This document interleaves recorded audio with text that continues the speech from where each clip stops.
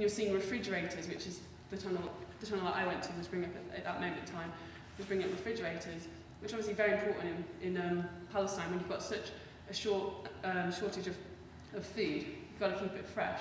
So it's like that's just a normal thing that every society has. That I don't think anyone in this room doesn't have a refrigerator.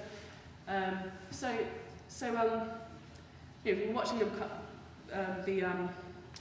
the refrigerators come up. Like, it's amazing how people survive it with hardly anything. Manage to get these amazing feats of engineering. It's definitely check it out on YouTube. I think there must be some videos about how it works and stuff. But we were speaking to a couple of the guys that were working there about how it was to work in the tunnels and whether they were frightened or anything like that. And they said, well, frightened. I mean, we could either die in our beds tonight, or we could die doing this, and this is part of the resistance. Existence is resistance in that sense. I know it's a cheesy phrase, but I quite like it. Because if you don't have any food, then you're going to die, and then you don't exist anymore. And that's the most important thing: is the Palestinians exist, and they still, claim this is our land. So that was a very inspiring sort of moment. I have to say, I was very frightened being around the tunnels because one of my colleagues over Rooks, she was really brave and not very relaxed about the whole situation, but I was quite agitated. I was like, we've been here for 20 minutes, can we just go? I'm a little bit stressed. So we drove away up the Gaza Strip from Rafah to Gaza City, which is about 45 minutes because the roads aren't that great, they've been bombed and there's no tarmac to make them good again. About 20 minutes along the way, we heard F-16s fly overhead and explosions in a number of locations. Needless to say, this is quite a scary experience. I would not be good in a war situation at all. It's really, really frightening. And what occurs to you is, we had that sort of experience for one night. To have endured that for 22 days during the war in Gaza, just you can't imagine it. And the thing is, that happens routinely. There's always airstrikes in Gaza. Especially in January. This January just gone, every day there were airstrikes on Gaza, destroying civilian homes and random buildings and stuff.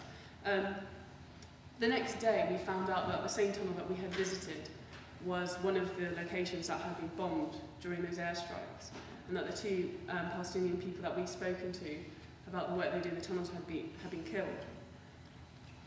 So, I mean, that obviously resonates quite deeply with me. It's just people that bring through refrigerators.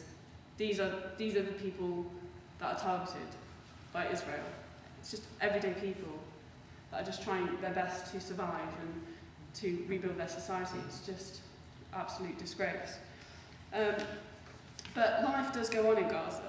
And I mean, one very inspirational young person that I met in Gaza is called Yusuf. He's studying English at the Islamic University of Gaza. He's an absolutely amazing individual.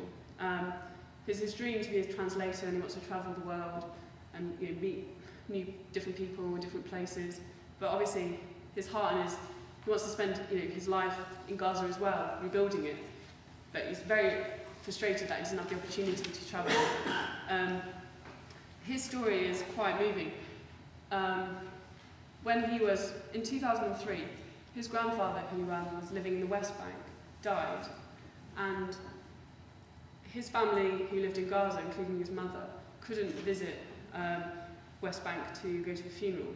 So just explained to me how during the weeks after his grandfather died, his mother was just devastated that she didn't get the opportunity to go and share in the mourning of her own father. And to this day, she just hopes that she'll get to see the rest of her family in the West Bank before she dies. It's 1 year later, his brother was killed. Israeli troops came in and just killed about a dozen people in the local community. The only crime was that they were Palestinian, the only crime. And yet, I spoke about his ambitions, but also it's just, when I returned home from Gaza, the airstrikes were continuing. It's very difficult to leave. when people were being bombed. And when I got home, I went onto the internet on Facebook, and I was speaking to Yusuf, and I was just saying, what's going on? I've heard about these airstrikes. What's the situation there? And he was just like, oh, yep, they're bombing us. And he was just chatting away, and I was just like, are you not scared? He was like, no, this is quite a routine thing. I can deal with it, sort of thing. And then conversation progressed a little bit, and then he said, look, Fiona, I'm going to have to go. My brother's got an exam tomorrow in English, and I really need to help him. I mean, that's just, so in a nutshell, that it's just amazing, being bombed. But what I can do to change the situation is get an education, educate my peers and my family, because that is that is the way forward. It's just amazing, absolutely amazing. So, I mean, needless to say, when we entered Gaza, amazing to be greeted by airport officials that don't want to check your passport. They just want to give you flowers and drinks and stuff, and just welcome you with open arms. And we did have to disagree with Palestinians on one point, because they insisted on a number of occasions that people on the convoy were heroes. And I have to say, nothing could be further from the truth. Obviously, we had the means and the time to take a month out of our lives to go and do what we could to show solidarity, but the only thing heroic in the whole situation is those 1.5 Palestinian people in Gaza that are just completely steadfast, rebuilding their lives, and just determined to end the siege on Gaza. And that's the one thing that they ask of us, that we support them in that call for the end of the siege of Gaza, because that is the only way forward in terms of the situation in Palestine. That's the next link in the chain to liberation of Palestine. You ask them, what can we do to help? They just laugh at you. They're just like, end the siege on Gaza. Come on.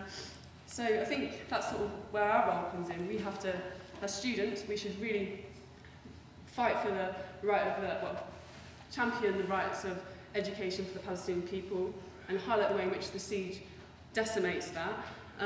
Unfortunately, and no doubt you're aware that you have some problems in your students' union with certain members of your executive and stuff. And unfortunately, this does translate to a national level in NUS. Wes Streeting, who is our national president, as we were breaking the siege on Gaza over Christmas, he was having a cup of tea with Livni, the foreign minister during Operation Cast Lead, and exchanging ideas on how we can promote the support for Israel amongst students in Britain, and how those that support the Palestinians are a real small minority, very fringe element, but they've just got the loudest voices. Absolutely disgusting.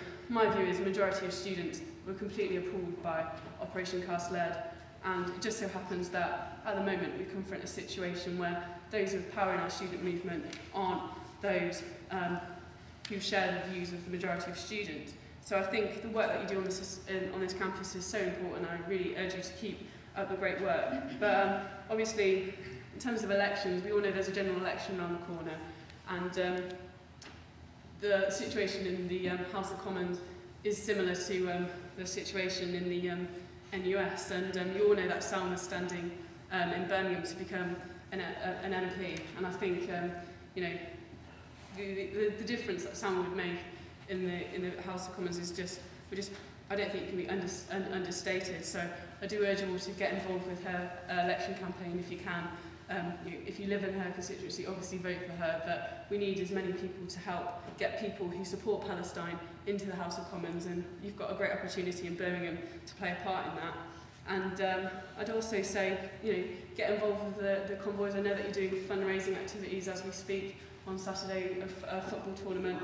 I just think this is really important and great work, and if any of you have the time or the means to go on a convoy, it's not for the faint-hearted, but I have to say it will change your life, and it's absolutely important thing to do. And finally, I would urge you all to also join the Palestine Solidarity Campaign. We can provide you with materials, more speakers, and any help that you need, because I know that it's very difficult at times on campuses standing up for what's right for peace and justice for Palestine, but I have to say it's absolutely crucial, and you can make an absolutely massive difference in doing so.